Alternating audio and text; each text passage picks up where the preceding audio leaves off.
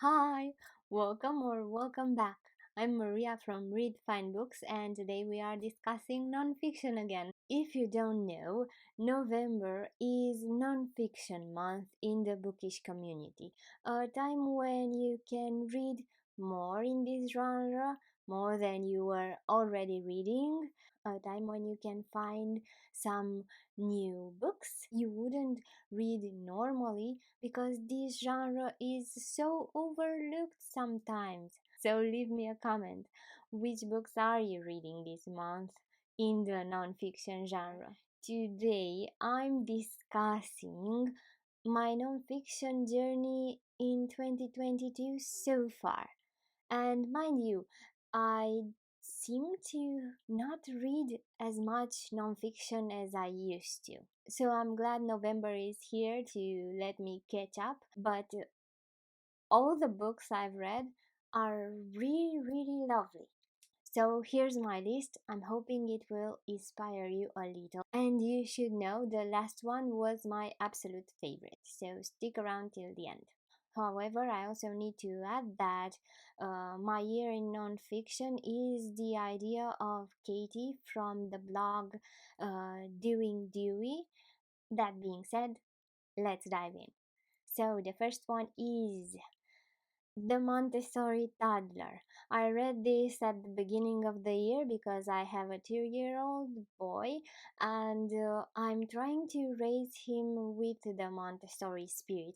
I don't think I'm following everything precisely to the T, but um, I really try. And the most important principles I try to follow is that of observing the child and letting him guide me into what activities he should be doing. That means when he's into music, we try to sing together or play a little piano or listen to music, dancing. We have lots of activities with him enjoying music. When he's into stickers, we just do that. I try to come up with different projects, make greeting cards, for example, all with stickers. That is a sign that he is trying to learn to use better his hands because the stickers come in different shapes. He peels them off alone, and you get the point.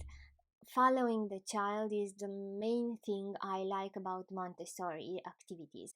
And the Montessori Toddler, this book, is just perfect to help you come up with ideas to what to do together and help you understand the principles behind the Montessori approach. The second book I loved during this year is The Art of Work.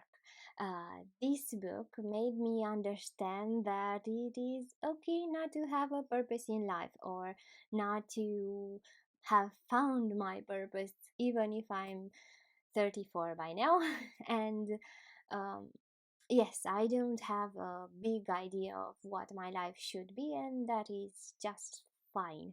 This book gave me some thoughts and assured me that the purpose is often something that reveals itself mostly at the end of your life. Looking back, you can connect the dots, but not looking forward. Something around that idea. You can find the review on the blog. I made a really thorough one, and I'm sure you'll like this book too. The next one is the bestseller code, The Anatomy of a Blockbuster. So this book is about how, with the data collected from 20,000 novels, an AI is trying and succeeding in predicting bestsellers. This book shows what actually sells, what people want to read. There are subjects ranging from familiarity to suspense, with great examples that actually give you insight into what people want. I found this extremely fascinating, especially because the AI is able to predict blockbusters, is able to actually understand human thinking. That is crazy and scary in a way, but you should really read this book to understand. Then the next one is Women Like Us, a memoir. This book by Amanda Prose, I talked about it. I'll put a link somewhere here. It is very brave, a brave confession of a woman whose thoughts mirror my own and mirror the thoughts of most women I know. I am too fat or too skinny. I hate my body. I'm not good enough. I can't do that. These kinds of thoughts are so sad, and yet we all have them at some point. She is talking about them with so much candor, with every lesson her life has taught her, with every idea she has. Amanda Prose shows that she's great, she's nothing like her thoughts, and this discrepancy between her thoughts and what she actually does is huge in this book.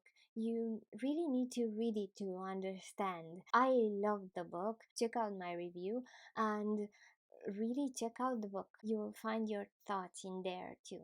Next one is A A to Z of Jane Austen. So, if you love Jane Austen and have read most of her books, this one is just wonderful because it is a commentary with themes surrounding all of her novels, things that are common in her books. My full review is on the blog, and you'll see there what kind of things to expect from the book.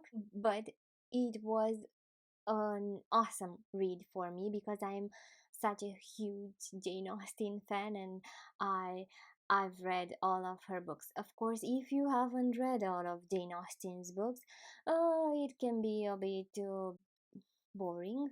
Yes, it can become boring because if you don't know her books, all the references will go nowhere for you. So first read actually Jane Austen's books and then read some kind of commentary on all her works. But if you have already read them, this book is definitely for you. I was pleasantly surprised, and it is a very light and fun and easy, fast read.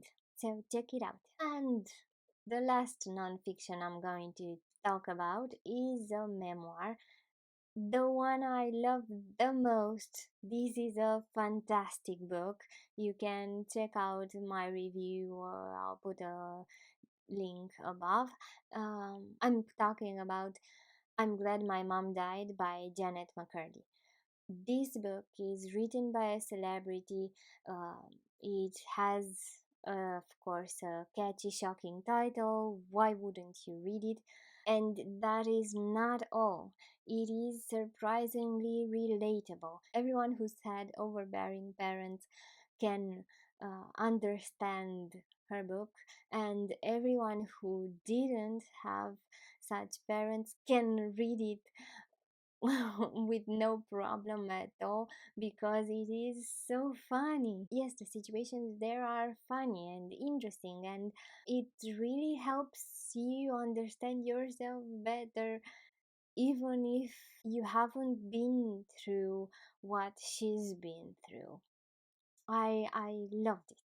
This, I think, is the must read of this year. That's it for me, my friends. These are the books I read in the nonfiction area during 2022.